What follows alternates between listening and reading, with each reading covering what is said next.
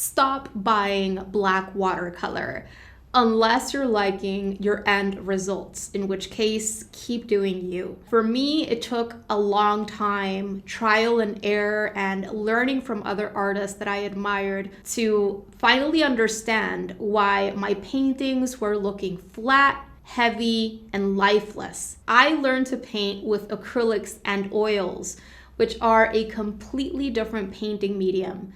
And I didn't understand what I had to do to create those light, glowing, vibrant watercolor paintings that I was seeing were being created by other artists. Later, I learned that using black watercolor was one of those things that was holding me back. And I understood that it was a lot better, especially when working with this medium, to create my own dark color mixtures for dark value areas and shadow areas. Hopefully this video will help speed up your learning process so that you can get to creating better outcomes that you love more quickly than I did. I have broken up this video into 3 main parts.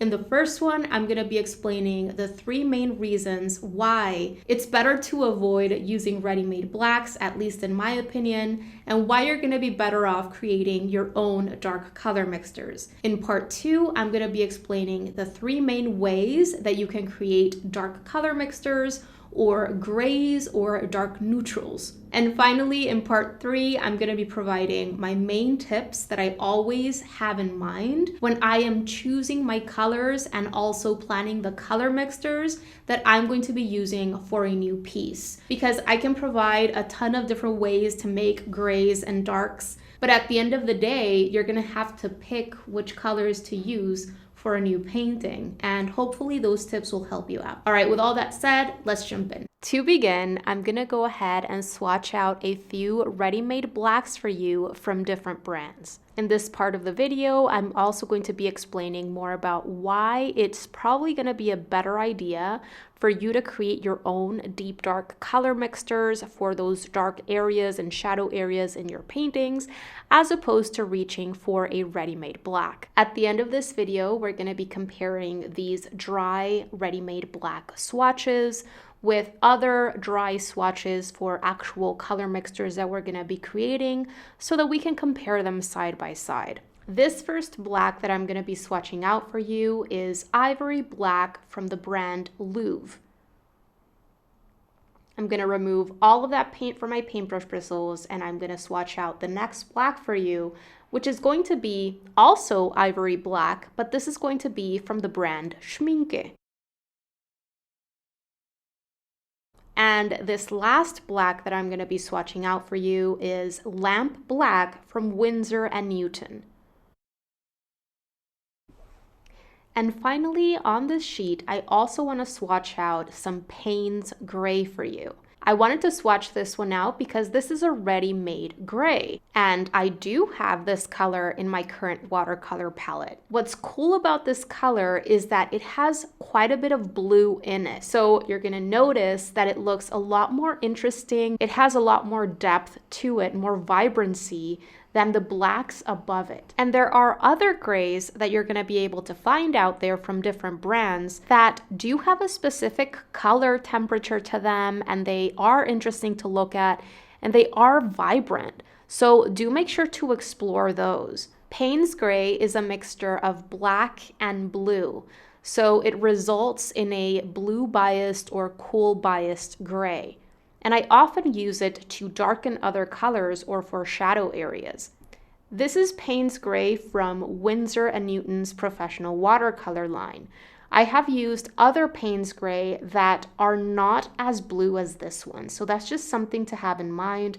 How blue or how cool looking this Payne's Gray is will vary from brand to brand. But something that you can do is start mixing blue into your ready-made blacks to start giving it a little bit of a color temperature and some vibrancy instead of using just plain flat black. As I said, later I will be showing you these swatches once they're completely dry, but hopefully even at this point you can see how flat and dull the blacks are looking compared to the last Payne's Gray swatch.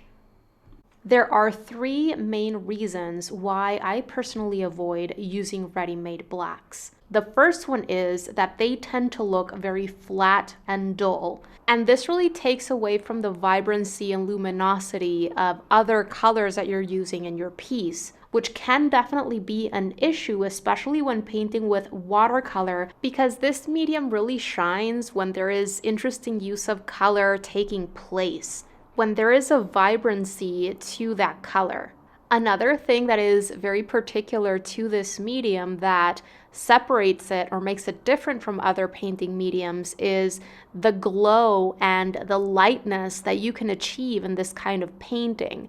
And through using black, it's very easy to arrive at heavy and flat results. The second reason why I stay away from using ready-made blacks is because they can definitely look very stark and out of place. See, in nature, there is actually very little black. Even shadows have a certain temperature to them, and I want to encourage you to take time to study. Whether you use reference photos or you work from direct observation, really observe those shadows and notice the colors that you see in them. I can assure you it's not a flat black or a flat gray. There is a temperature there, a certain hue that you can add in. Even when you're painting something like black fur or black feathers, there's almost always going to be a temperature to that black. It's going to look warmer or it's going to look cooler, or you can always take artistic liberties and bring in another color into the black to give it more life and dimension. And the third reason why I avoid blacks is because by creating my own color mixtures, I am more in control of color harmony. See, color is an element of art that plays a huge role behind making visual compositions look harmonious and cohesive.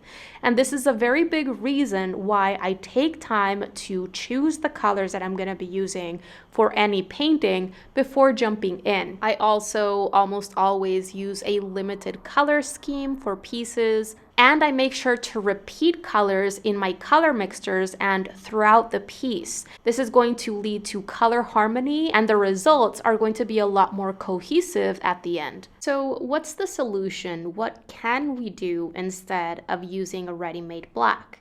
You can create color mixtures using complementary colors. You can create color mixtures using the three primary colors. And finally, you can also create color mixtures by mixing together any color with a neutral, meaning a brown or a gray. Any of these options is going to lead to a very deep, rich color that you can use for dark areas and shadow areas when you're creating your paintings. So to begin, I'm going to be swatching out 3 different color combinations using a couple of complementary colors in each. Which, remember, complementary colors are opposites in the color wheel. So you can always look up color wheels if you want to get ideas. But here I am mixing together blue and orange. For my blue, I chose Indian Throne Blue, and for my orange, I chose Titian Red.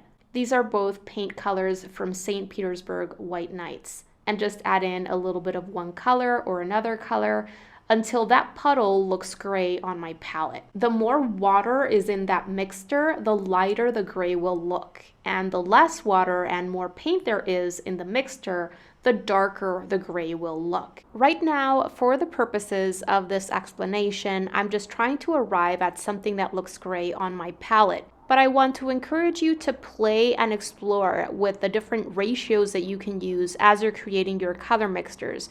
Use unequal amounts of your 2 pigments or however many amount of pigments you're using in your mixture, and notice how your gray becomes cooler, becomes warmer, and how it becomes lighter and darker as well. Really explore the variety of grays that you can create. And because watercolor dries lighter than how it looks when it's wet, I will make sure to add a second layer of paint over these swatches so that you can see what these grays look like a little bit deeper and more intense. Moving on to my second gray color mixture, and in this one, I am mixing together green plus red. For my green, I am using Russian green from St. Petersburg, and for my red, I am using carmine, also from St. Petersburg White Knights. As you can see, this also provides a very deep, rich, dark color. And the last complementary color mixture that I'm going to be demoing for you is yellow plus purple. For my purple, I have chosen violet from St. Petersburg White Nights, and my yellow is Indian yellow from Van Gogh. I keep adding more of one color or the other until I arrive at something that looks like a gray on my color mixing palette. And this one does look more like a lighter brownish gray, but it's still quite beautiful. I'm gonna go ahead and add in a little bit more pigment into my color mixture to darken it. And I'm gonna do a little bit more layering while that paint is still wet. I'm gonna allow all of these to dry, and in just a bit, I'll be adding a second layer over each of these grays. Okay, so those two top ones are almost dry. I'm gonna go ahead and do more layering with those same color mixtures. I'm just creating a little bit more of each, layering it on, and you can notice how these are going to get darker when I do. I'd love to hear from you once you see these all together. Which one do you like most? And what are you most excited to explore out of these three complementary color combos? Leave me a comment below. The second way that you can create your gray or dark color mixtures is by mixing together the three primary colors, which are red, yellow, and blue. I'm gonna be demoing two different color mixtures, but again, I want to encourage you, make time to create color mixtures with what you have. There is no better way to expand your knowledge of color and get comfortable mixing colors. This first mixture was created with cadmium red light, Indian throne blue, and Indian yellow. I really like this dark gray that these three colors have created. It has a glow to it. For my next primary color mixture, I'm going to be mixing together Pyrrole red, ultramarine blue, and Windsor lemon.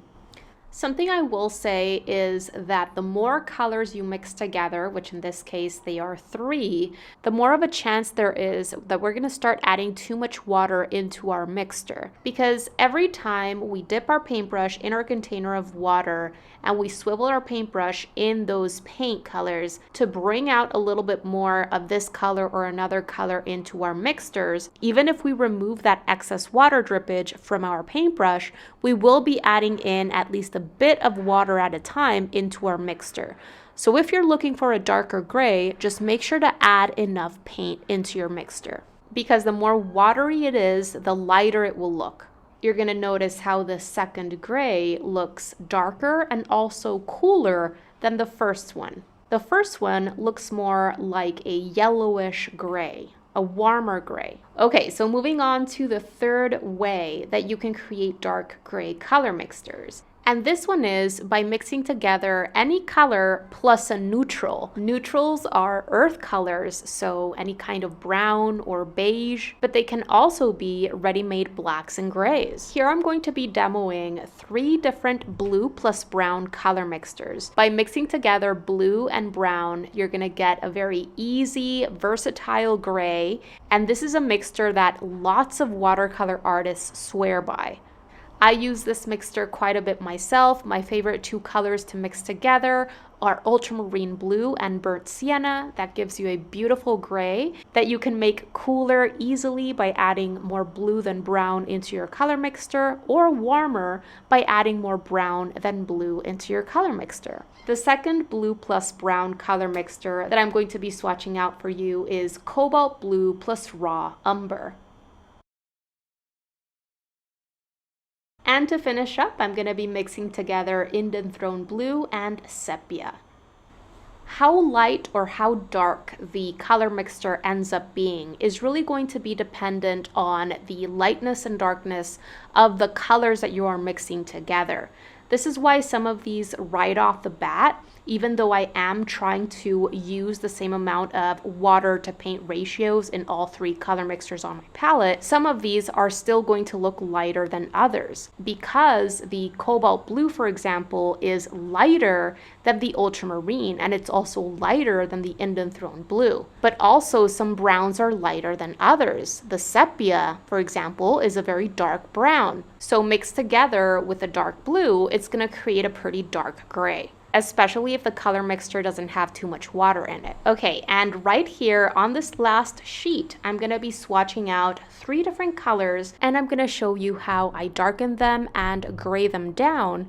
First by adding some brown into them, and then I'm gonna show you what happens by adding black. This way we can see the difference side by side. First, I swatched out some plain violet from St. Petersburg, and now I am adding some brown into it to darken it and gray it down.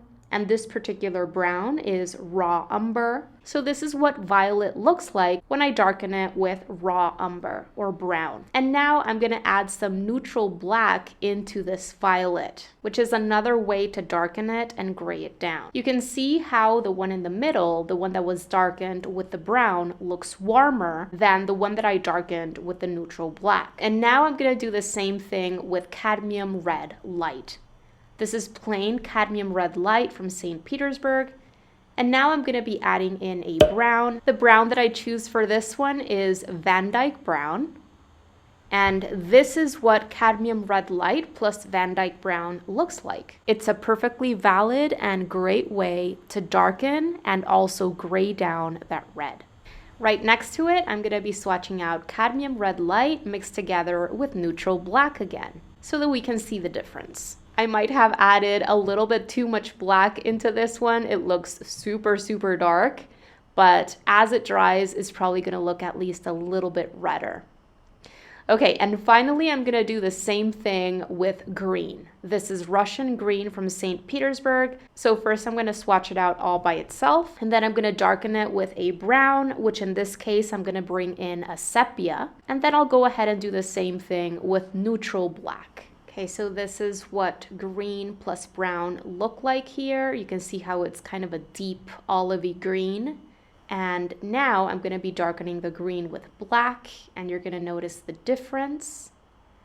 So all in all, I can tell that adding brown is going to create a warmer, darker version of the color, and adding black is going to create a cooler, darker version of the color.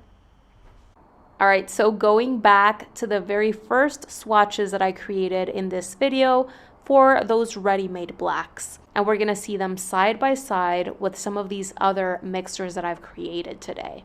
Now that these swatches are all completely dry, we can truly compare them, and hopefully you can see how much flatter, duller, and how much more heavy those ready-made black swatches appear when you compare them to the other color mixtures. These other ones look a lot more lively and vibrant, and they have dimension to them. Not to mention, with all of these, you as the artist would have control over changing the ratios of your colors and pigments in your color mixtures to make them lighter or darker or cooler or warmer. So all of these are perfectly valid ways to darken and mute down other colors. If you're looking for a way to shade with watercolor where your colors will remain vibrant and clean and saturated instead of becoming muted and grayed down, I would highly recommend checking out a couple of videos that I've shared in the past where I explain how to mix analogous colors for your shading. Analogous colors are colors that are next to each other in the color wheel, as opposed to using complementary colors which mute each other down. By mixing analogous colors, our colors will remain bright and saturated. This said, it is important that you know how to create desaturated color mixtures or gray down color mixtures and also brighter color mixtures, because in visual compositions, they play off each other, and you're going to be able to create much more interesting, balanced paintings if you know how to desaturate colors and how to keep colors bright and clean. So it's really not one or the other. It's knowing both that is going to get you far. The links to those videos are going to be down below for you in case you'd like to check them out. Those are actual tutorials in which I take you step by step through the shading process. So I've just given you a ton of information, and I want to close this video by providing some tips that I always have in mind that will help you decide what color mixtures to go for when you're planning a new piece. I just gave you so many different ways that you can create beautiful deep gray color mixtures, but how do you know which mixtures to use for a new painting? My very first tip is take time to explore different color mixtures and ask yourself what you personally like and what you enjoy, because you have to get comfortable making choices that feel good to you and that you think will lead to a better outcome, a better visual composition. As the artist, you always have artistic and creative license to change things up if you feel that it is going to lead to a better outcome and it's going to help you communicate the mood, message, idea, or story that you're wanting to communicate to your viewer. Colors that you see in the reference photo don't ever have to stay exactly the same, and you can always decide to manipulate colors or even enhance colors that you see in your reference photos or in whatever is in front of you in real life. So that's my very first suggestion. Choose your color mixtures based on your preference. Another tip that I want to provide is observe the shadows in that reference photo or whatever is in front of you in real life, and try to notice if there is a temperature in those shadow shapes. Do those shadows look cooler than those areas where the light is actually reaching? A lot of times, adding blue or purple into your shadows to make them cooler in temperature than those areas where the light is reaching will look great. Sometimes, for example, I take the local color of the object or the subject itself, and then I add in a little bit of blue or purple into it, and that's what I use for shadow areas. Or alternatively to that, if the surface that the object is on is, let's say, brown, I paint the shadows with that same brown plus blue or purple. The strategy that you choose is totally going to depend on the subject that you're painting, because sometimes some colors just won't work for that specific thing if you're going for higher levels of realism. So it is a case-by-case scenario, but you need to really arm yourself by knowing color theory, the color wheel, getting comfortable mixing colors, and really getting used to planning the colors that you're going to be bringing in before getting started with the painting process for greater success. And my final tip is to always plan the colors that you're going to be using for your painting prior to jumping into the painting process. And as you're doing so, try to limit the amount of colors that you're going to be bringing in, and try to think of how you can repeat colors in different areas of your piece, but also in your color mixers that you're going to be using. If you're painting a still life arrangement, for example, with objects of all sorts of different colors, maybe you can decide to bring in a blue or a gray to add into the local color of all of these different objects for those darkest shadow areas within the object and in the cast shadow that they are creating on the surface of the table or whatever the case may be. This way, you're repeating that color that you're adding into the other colors to darken them. All right, you guys, that is gonna do it for today's video. I really hope that you enjoyed it and that you found it helpful. And if you did, pretty please make sure to give this video a thumbs up, because it really helps support the work that I am doing here on YouTube and helps others get to know about my channel. Thank you so much for watching today. Don't forget to subscribe and click on that little bell so that you can be notified of when I share my new videos, which happens every single week. Have a beautiful rest of the day and see you soon. Bye guys.